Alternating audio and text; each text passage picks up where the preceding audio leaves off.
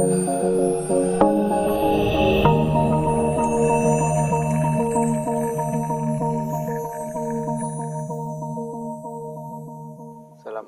warahmatullahi wabarakatuh. Alhamdulillah. Alhamdulillahirabbil alamin wassalatu wassalamu ala asrofil anbiya'i wal mursalin sayyidina Muhammadin wa ala alihi washabihi ajmain.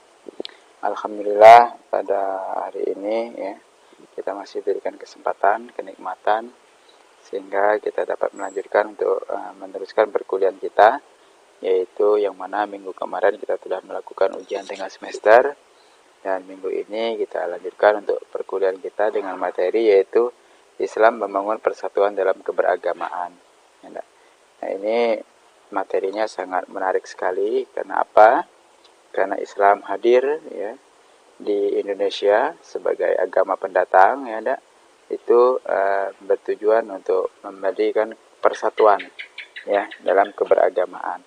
Di mana sebelum Islam masuk ke Indonesia, ya, di Indonesia ini sudah ada agama-agama terdahulu, di mana di Indonesia sudah mengenal adanya kekuatan di luar dari kekuatan manusia, di mana di Indonesia sudah muncul sebuah kepercayaan, baik itu yang berupa animisme maupun dinamisme maupun agama Hindu atau Buddha itu telah duluan hadir di Indonesia sebelum Islam masuk ke Indonesia.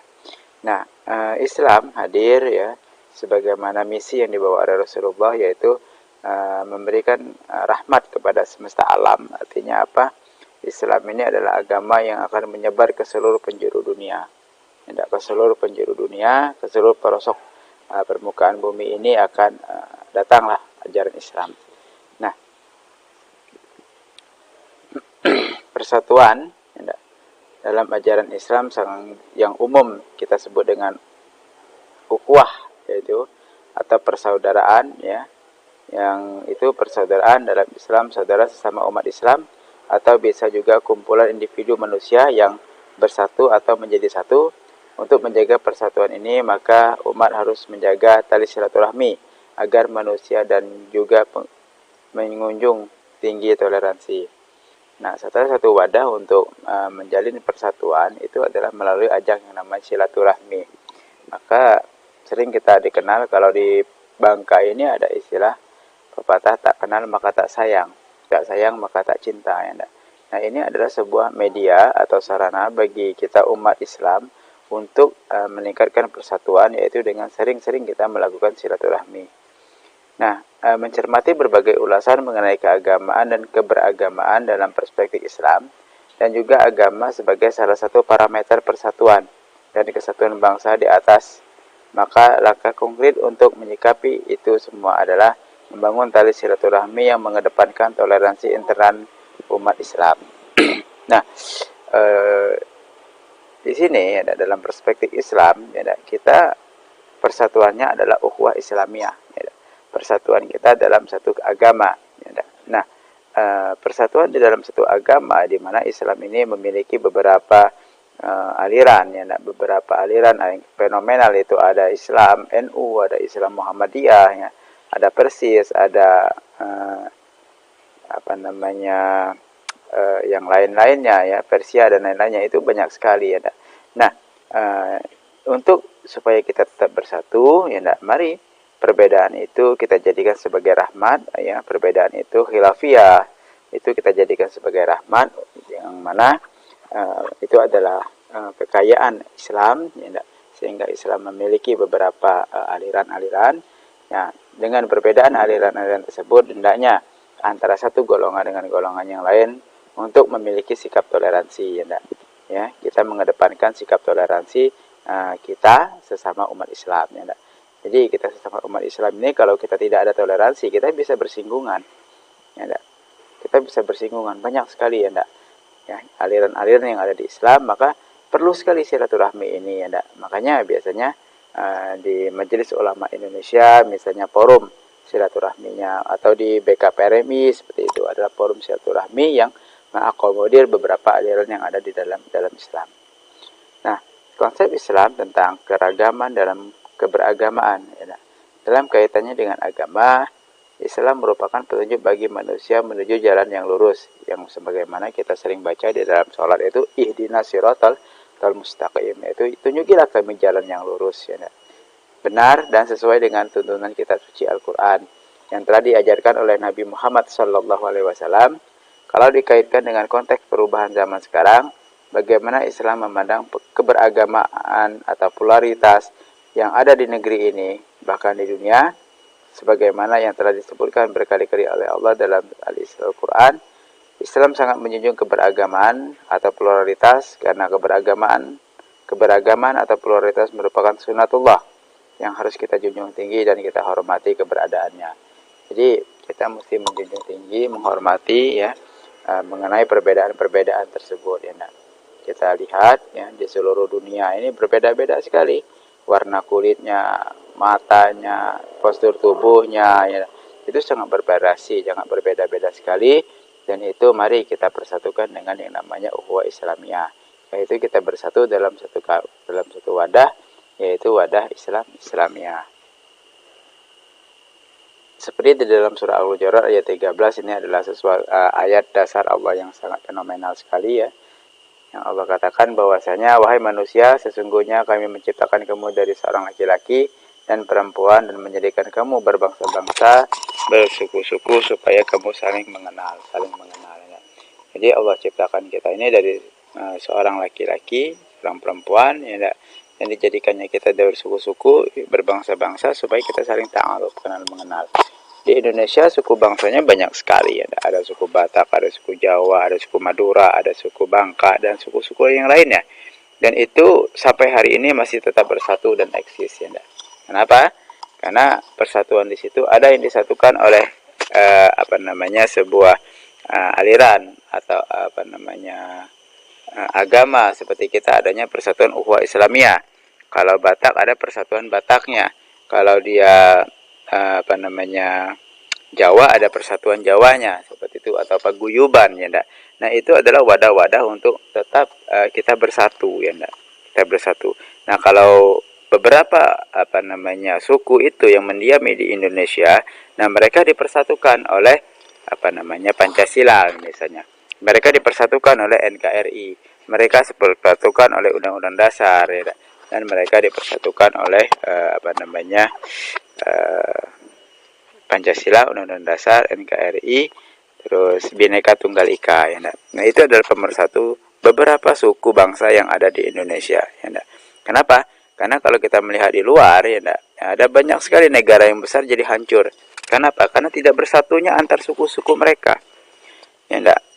Misalnya suku Houthi, ya, yang sedang merusuh di Arab Saudi misalnya. Ya, itu adalah karena tidak bersatunya para suku-suku yang ada di situ, ya. Iran akan hancur, ya, kalau dihantam oleh suku-suku yang ada di situ. Nah, artinya apa? Kita harus punya persatuan yang mana tadi kita memiliki banyak suku bangsa, kita memiliki berbagai bahasa, kita memiliki berbagai agama, ya.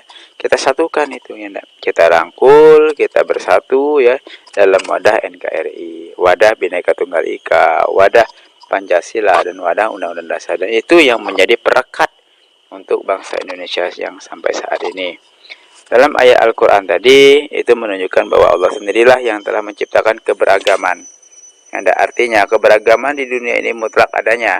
Dengan adanya keberagaman ini bukan berarti menganggap kelompok, mazhab, ataupun keberagamaan yang lain sejenisnya, menganggap ke kelompoknya lah yang paling benar. Jadi menjustifikasi kita yang paling benar itu adalah sesuatu yang keliru, ya. Jadi walaupun kita mayoritas, hendaknya kita tidak menjudge kita yang paling benar, ya.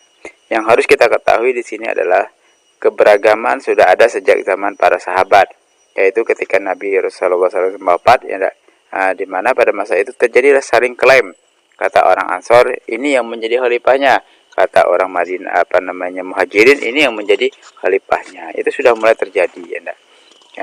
Nah, ketika Nabi wafat, ya, yang pantas untuk menyuntikkan Nabi. Ajaran Islam mengutamakan persaudaraan atau ukhuwah Islamiyah dalam menyikapi keberagaman. Istilah ukhuwah dijelaskan dalam Al-Quran surah Al-Hujurat, sesungguhnya orang-orang mukmin adalah saudara, karena itu Damaikanlah di antara kedua saudaramu dan bertakwalah kepada Allah supaya kamu mendapat rahmat. Ya, jadi seorang mukmin itu pada bersaudara. Ya, sesungguhnya antar mukmin itu adalah saudara. Itu. Nah, salah satu parameter persatuan dan kesatuan bangsa di atas ya, maka langkah konkret untuk menyikapi itu adalah membangun tali silaturahmi yang mengedepankan toleransi intern umat beragama. Siapa yang senang diperluas rezekinya dan diperpanjang umurnya, maka hendaklah ia bersilaturahmi. Itu adalah perintah dari baginda Rasul melalui hadis riwayat Bukhari dan Muslim. Dengan terjadinya tali silaturahmi, maka banyak peluang kerjasama dalam berbagai aspek kehidupan. Dan janji Allah mulai sabda Nabi akan mengundang rezeki material dan spiritual, maka dari itu sesama muslim dilarang untuk memutus tali silaturahmi. Jika terjadi pertikaian, maka harus segera diperdamaikan. Jalinan silaturahmi dengan mengedepankan toleransi tidak hanya saat berhubungan dengan antar umat beragama saja, namun bagaimana sesama muslim mampu hidup damai, rukun, saling menghormati antar golongan, keislaman berbeda mazhab, istilah toleransi, maka menghargai setiap pendapat maupun perbedaan hal yang dimiliki oleh seseorang maupun kelompok. Hai orang yang beriman, janganlah kau mengolok-olok kaum yang lain, karena boleh jadi mereka yang diolok-olok lebih baik dari mereka yang mengolok-olok, dan jangan pula wanita-wanita mengolok-olok wanita-wanita lain, karena boleh jadi wanita-wanita yang diperolokkan lebih baik daripada wanita-wanita yang mengolok-olok. Dan janganlah kamu mencela dirimu sendiri, dan janganlah kamu memanggil dengan gelar-gelar yang baru. Seburuk-buruk panggilan ialah panggilan yang buruk sesudah iman, dan barang siapa yang tidak bertaubat maka mereka itulah orang-orang yang lalim. Itu dalam surah Al-Hujurat ayat 11. Nah, apa saja yang bisa menyebabkan perpecahan ya, dari persatuan ya. Yang pertama, munculnya sifat kecurigaan atau prasangka buruk yang berlebihan terhadap kelompok lain.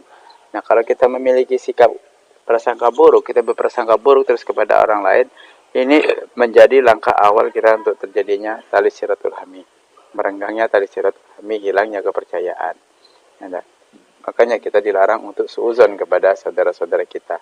Ya, nah, munculnya interpretasi yang juga menjadi penyebab adanya kecurigaan tanpa bukti yang berujung pada konflik.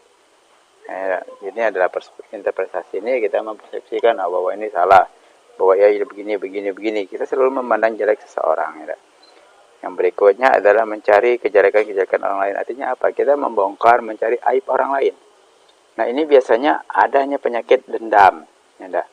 Ya, iri, dengki, dendam. Nah, biasanya itu saling sifat yang sangat rentan sekali ya, yang tidak baik sekali, itu sangat rentan untuk persatuan kita. Iri biasanya orang tidak senang orang lain mendapat nikmat.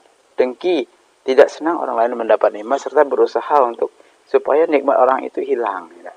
Jadi sikap ini sikap yang sangat luar biasa tidak baiknya ya.